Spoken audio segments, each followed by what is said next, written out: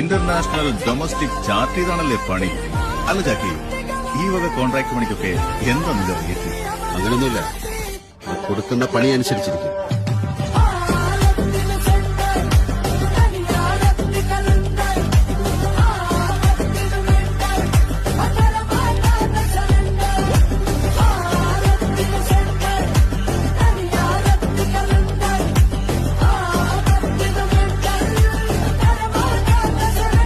Domestic chart ചെയ്താണല്ലേ പണി.